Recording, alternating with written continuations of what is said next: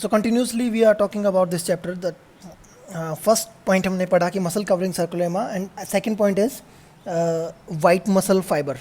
It means fast twitch muscle fiber. यानी कि दो टाइप्स के फाइबर होते हैं, red muscle fibre, slow Twitch muscle fibre. White muscle fibre, fast Twitch muscle fibre have a more connective tissue and they bring fast strong contraction. इनकी connectivity जो है वो बहुत ज़्यादा एक दूसरे से कनेक्टेड होते हैं टिश्यूज़ के साथ, तो ये बहुत ज़्यादा स्ट्रांगली और फास्ट स्पीड में काम करते हैं. Greater the percentage of white muscle fibre helps in explosive strength.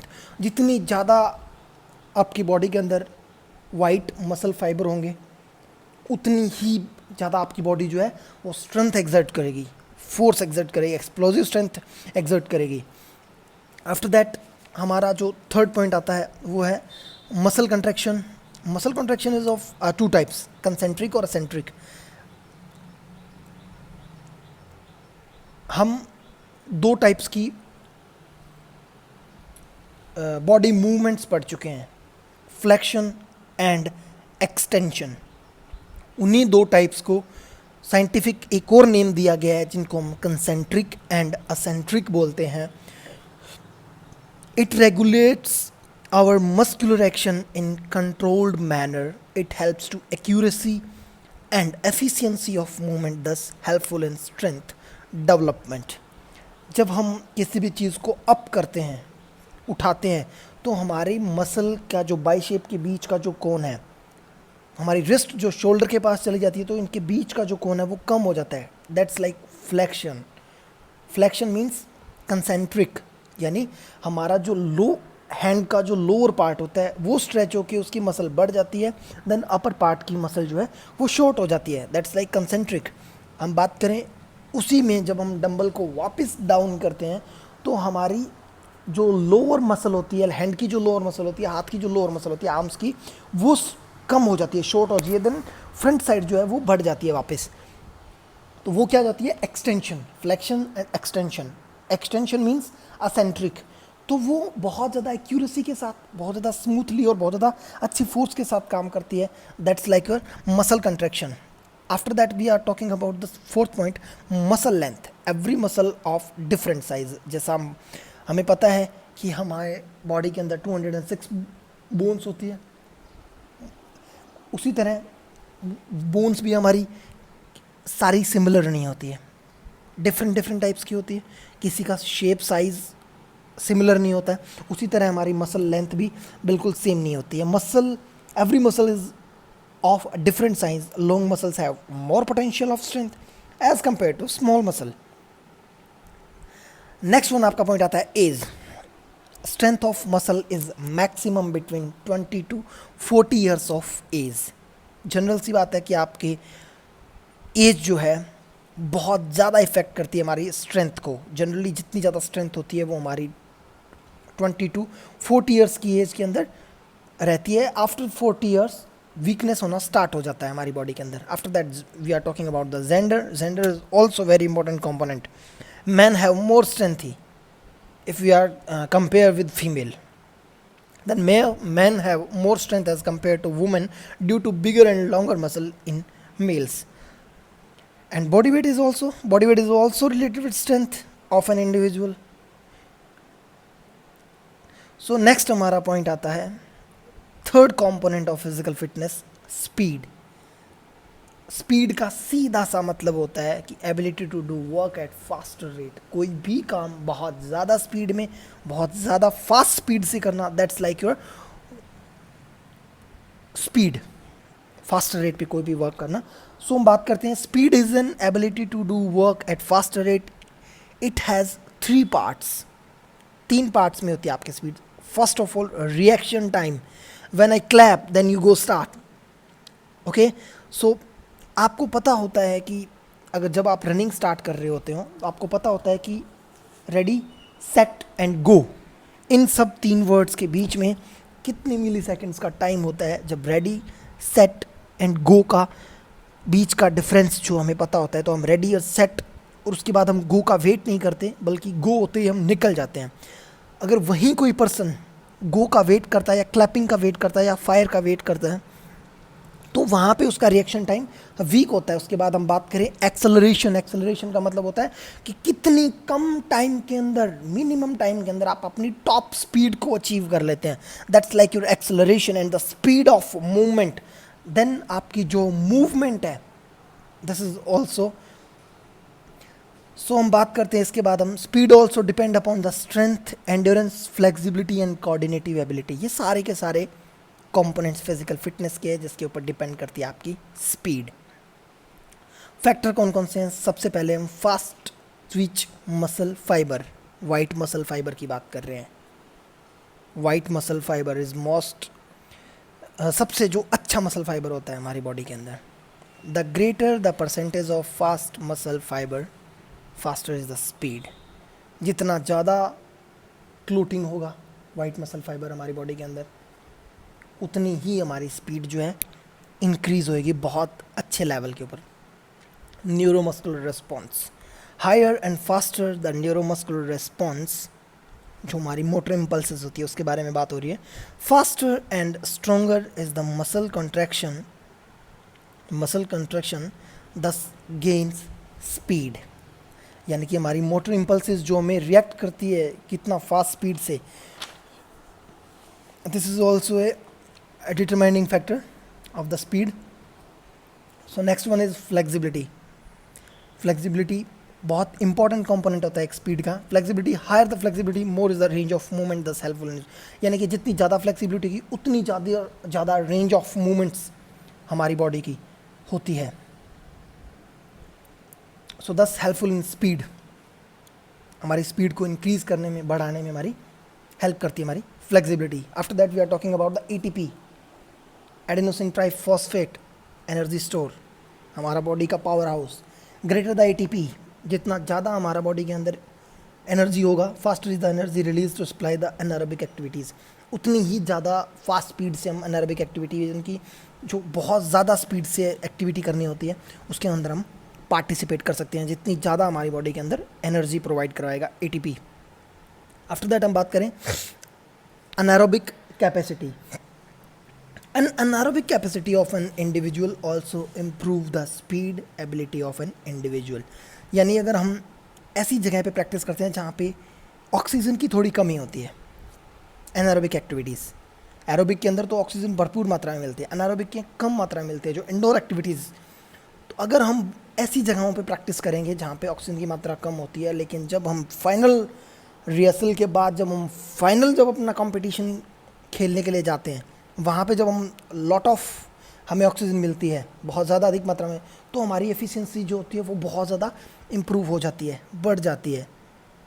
इसलिए स्पीड में एनारोबिक एक्टिविटीज़, एनारोबिक कैपेसिटी भी बहुत ज़्यादा इंपॉर्टेंट होती है। So after that we are talking about the fourth component, determining flexibility, physiological factor determining flexibility. Flexibility को determining करें, सबसे पहले हम बात करेंगे इसके डेफिनेशन की, फ्लेक्सिबिलिटी क्या है। तो flexibility is an ability to joints to move in maximum range. हमारे जॉइंट्स जो हैं वो कितनी मैक्सिमम रेंज तक खुल सकते हैं, फैल सकते हैं। This is the two types, passive flexibility and active flexibility. ये सारी चीज़ें हमारी 11th की वापस रिपीट हो रही है यहाँ पे। This is two types, passive flexibility and active flexibility. So first point जो डिटरमाइनिंग करता है, इसका अफेक्ट करता है इसको, फर्स्ट फैक्टर है इसका joint articulation. The joint structure और articulation is main factor of flexibility. हमारा जॉइंट का आर्टिकुलेशन किस तरह का है, सबसे ज़्यादा इफेक्ट करता है। It is attach to various muscles, ligaments, cartilages and tendons. It makes the joint strong and flexible.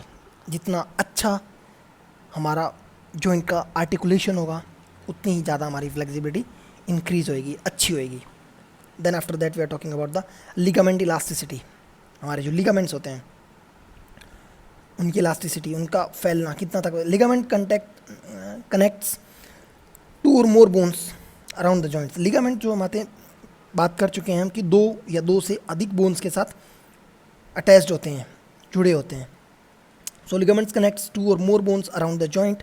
More the elasticity is of ligaments, greater the flexibility of the joints.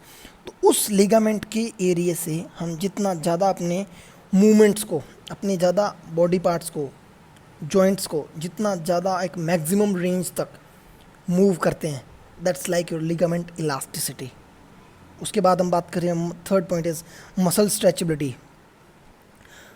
Higher the muscle stretchability, more is the range of joint movements, thus helpful in flexibility. Higher the muscle stretchability, जितनी ज़्यादा muscle stretch होएगी, more is the range of joint of movement, उतनी ही हमें हमारी body को stretch करने में और रेंज ऑफ मैक्सिमम रेंज तक मूव करने में हमें हेल्प मिलेगी. So next one is age. Age लगभग सभी में डिफेक्ट करती है. Age,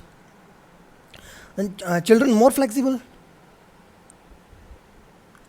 children have more flexible than adults. Age is directly related with flexibility, क्योंकि children's की जो बॉडी है वो इतना ज़्यादा फ्लेक्सिबल होती है कि उनके सारे पार्ट्स अच्छे से मूव करते हैं. धीरे धीरे हमारी बॉडी के अंदर स्टफनेस बढ़ जाती है, जिसके कारण हमारी बॉडी के अंदर फ्लेक्सिबिलिटी जो है कम हो जाती है. उसके बाद हम जेंडर की बात करें, females better than male, always better than male. आप आज से ही नहीं, आने वाले पिछले 10 सालों से, 20 सालों से, 50 सालों से देख सकते हैं आप कि ऐसे जो गेम होते हैं लाइक जिम्नास्टिक के अंदर सबसे ज़्यादा फीमेल पार्टिसिपेट करती है if we are compare with male. Reason flexibility.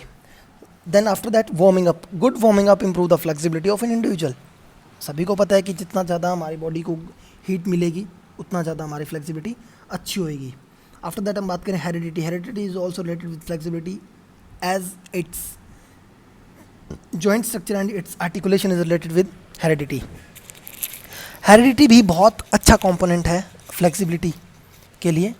अगर आपके पेरेंट्स अच्छे जिम्नास्ट रहे हैं, आपके पेरेंट्स की, आपके इसके अंदर एक पॉइंट नहीं दे रखा इन लोगों ने, हाइट का.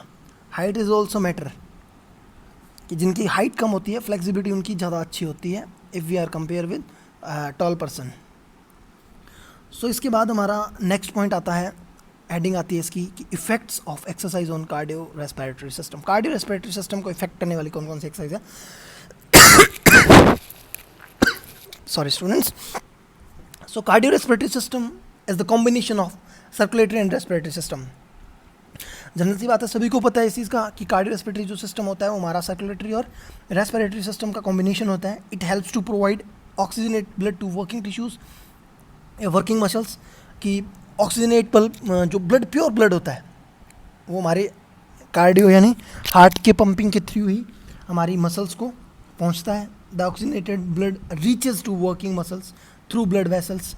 जो ब्लड अच्छा नहीं होता है वेसल्स के थ्रू वापस वहाँ पहुँचता है, जिसको प्योर करने के लिए, like arteries, arterioles, veins, etc. Thus it is the system which provide energy to body during exercise. तो हमारे इस टाइम जब हम एक्सरसाइज करते हैं तो हमारी बॉडी को एनर्जी प्रोवाइड करवाते हैं एक्सरसाइज के टाइम. तो फर्स्ट पॉइंट आता है इसका हाइपरट्रॉफी ऑफ हार्ट. हाइपरट्रॉफी का मतलब होता है एनलार्जमेंट, बढ़ना. इसका बढ़ना मतलब जब हम पंप करता है हमारा हार्ट तो एक टाइम बढ़ता है, एक टाइम स्मॉल, एक टाइम बिग, छोटा होता है, बड़ा होता है. सो हम बात करते हैं कि hypertrophy of heart. With regular exercise the hypertrophy of heart take places. Regular exercise से हमारा जो है एक जगह ले लेता है हमारा heart. Thus there is an increase in stroke volume. और हमारी स्ट्रोक वॉल्यूम जो है वो इंक्रीज़ हो जाती है, बढ़ जाती है. हमारा जो ब्लड का सर्कुलेशन है वो हमारी बॉडी के अंदर सर्कुलेशन बढ़ जाता है, इंक्रीज़ हो जाता है. सेकंड आपका पॉइंट आता है increase cardiac output. Cardiac output की हम थोड़ी सी देर पहले ही बात करके हटे हैं. कार्डियक आउटपुट क्या होता है? जो 1 मिनट के अंदर हमारे ब्लड को पंप जो है वो हार्ट जो है वो 1 मिनट के अंदर पंप करके हमारे हार्ट से ब्लड को बाहर निकालता है. That's like your cardiac output. So हम वापस बात कर लेते हैं इसकी. Cardiac output is amount of blood pumped out in 1 minute. It is the product of stroke volume by heart rate per minute. Regular training increases the cardiac output, thus more blood is pumped out from heart for the working tissues. यानी working tissues तक बहुत fast speed से जल्दी से एक pure ऑक्सीजनाइज्ड blood का पहुंचना, ताकि हमारी जो उनको वर्किंग टिश्यूज़ को एनर्जी मिल सके तो वो और ज़्यादा एफिशिएंसी से वर्क कर सके. आफ्टर दैट हम बात करें थर्ड पॉइंट की, fast adaptation to working load. बहुत ज़्यादा अडॉप्ट कर लेना, कितना भी वर्कलोड हो हमारी बॉडी के अंदर, अगर हमारा कार्डियोवास्कुलर फिटनेस जो बहुत अच्छा है तो उसको बहुत जल्दी अडॉप्ट कर लेता है। यानी कि in the train person the heart can adapt to working load quickly, कितना ही वर्किंग लोड हो वो क्विकली अडॉप्ट कर लेता है, quick adjust to heart according to body needs, और हमारी बॉडी के अकॉर्डिंग की नीड्स हार्ट जो है एडजस्ट हो जाता है। After that we are talking about the next point, return to normal pulse quickly. बहुत ज़्यादा एक्सरसाइज करने के बाद जब हमें कुछ सेकंड्स के लिए नॉर्मल होने के, रिलैक्स होने के लिए टाइम मिलता है, तब हमारी बॉडी जो है बहुत जल्दी नॉर्मल पल्स के ऊपर रिटर्न हो जाती है, बहुत जल्दी नॉर्मल हो जाती है हमारी हार्ट बीटिंग और पल्स रेट बिल्कुल नॉर्मल हो जाता है। Increase in haemoglobin, regular exercise करने से हम पहले भी पढ़ चुके हैं कि हमारी बॉडी के अंदर हीमोग्लोबिन की मात्रा जो है इंक्रीज हो जाती है। Regular training increase the haemoglobin, RBC जो बढ़ जाता है, content in blood, haemoglobin rich blood can carry more oxygen, दस इम्प्रूव द एनर्जी फ्लो। जितनी ज़्यादा मात्रा के अंदर एनर्जी ऑक्सीजन लेगा हमारा ब्लड, हमारे वर्किंग टिश्यूज़ तक फैलाएगा, भेजेगा, ट्रांसफ़र करेगा, उतनी ही ज़्यादा एफिशिएंसी से हमारे वर्किंग टिश्यूज़ वर्क करेंगे और हमारे एनर्जी फ्लो जो है वो बढ़ जाएगा। देन नेक्स्ट पॉइंट आता है हमारा maximal oxygen Uptake ability increase, जो अभी हम लास्ट पॉइंट के अंदर बात कर रहे हैं वही। It is the maximum amount of oxygen utilize by the blood body during exercise, the alveoli efficiency improve, maximal oxygen uptake ability increases, the more oxygen reaches the working tissue for energy production during stressful activity। जब हम ज़्यादा stressful activity use करते हैं तो हमारी energy का flow जो है वो कम हो जाता है, उस टाइम हमारी बॉडी को बहुत ज़्यादा एनर्जी की नीड होती है, तो वो हमारे वर्किंग टिश्यूज़ तक पहुंचती है, जो ऑक्सीजन के थ्रू, ब्लड के थ्रू हमारे वर्किंग टिश्यूज़ तक पहुँचती है, तो उनको और ज़्यादा एनर्जी प्रोवाइड होती है, जिसके कारण वो बहुत ज़्यादा एफिशिएंटली वर्क कर पाते हैं। आफ्टर दैट हमारा नेक्स्ट पॉइंट आता है फास्टर रिमूवल ऑफ वेस्टेज। बहुत ज़्यादा हार्ड वर्क करने से बहुत जल्दी हमारे जो there is the fast removal of waste products from the body, more ever there is a better defence against disease, germs etcetera. जो वेस्ट प्रोडक्ट्स होते हैं हमारी बॉडी के अंदर, वेस्ट जो भी प्रोडक्ट्स होते हैं, सारी चीज़ें बहुत जल्दी एक्सर्टरी सिस्टम के थ्रू हम एक्सर्ट कर देता है, बाहर निकाल देता है हमारे शरीर से, और जिसके कारण हमारी बॉडी प्योर रहती है और बहुत सारे नॉर्मल जो डिजीज़ के साथ लड़ती है हमारी body. After that we are talking about the faster healing. Faster healing मतलब increase the circulation of blood makes healing faster, therefore there is faster recovery from the injuries. हमारे स्पोर्ट्स के साथ इंजरीज़ का मैं अगर बात करूँ तो इट्स ए नेचुरल वर्ड, पहले भी बता चुका हूँ मैं, तो किसी भी इंजरी के साथ बहुत जल्दी हील कर लेती है, इंजरी को हील कर देती है, बहुत जल्दी ठीक कर देती है। उसके बाद हम बात करते हैं नेक्स्ट पॉइंट हमारा, increase in aerobic endurance. Increase in aerobic endurance with regular exercise, less amount of lactic acid in produce, therefore fatigue is delay. Lactic acid हमारी बॉडी के लिए बहुत अच्छा होता है, जो हमारी फैटिग को डिले करता है, कम करता है, हेंस एंड्योरेंस इज इम्प्रूव, जिसके कारण हमारी एंड्योरेंस जो है वो इम्प्रूव हो जाती है। Hydro balance in body, next point is the water means hydro balance in the body is maintain through exercise, the dehydration can be delay. Hydro balance को भी मेंटेन करके रखता है, डिहाइड्रेशन को कम कर देता है और डिले कर देता है, बाहर कर देता है हमारी बॉडी से। सो नेक्स्ट हमारा जो पॉइंट आता है वो आता है कि effects of exercises on muscular system, muscles के ऊपर रिलेट करता है हमारा। तो हमारा जो मेन जो हमारे कंपोनेंट्स हैं फिज़िकल फिटनेस से रिलेटेड, काफ़ी बड़ा चैप्टर है, इसके कम से कम 3 पार्ट बनेंगे। सो स्टूडेंट्स, इसके सेकंड पार्ट को मैं आपके जल्दी आपके लिए लेके आऊँगा। इन सब टॉपिक्स के अंदर बहुत इजी टॉपिक्स हैं, 2 या 3 बार रीड करने से आपको बहुत अच्छे तरीके से समझ में आ जाएंगे। आप 2 बार नोट से रीड करिए और 2 बार इस वीडियो को सुनिए, आपको पूरी तरह से समझ में आ जाएगा। उसके बाद भी अगर आपको कोई डाउट होता है तो आप कभी भी मुझे कांटेक्ट कर सकते हैं। आप मुझे स्क्रीनशॉट लेके उस टॉपिक को भेज सकते हैं जहाँ पे आपको प्रॉब्लम हो रही है, आप मुझे अंडरलाइन करके हाईलाइट करके उसको भेज सकते हैं, आप मुझे कॉल कर सकते हैं। ठीक है students, thank you, see you again.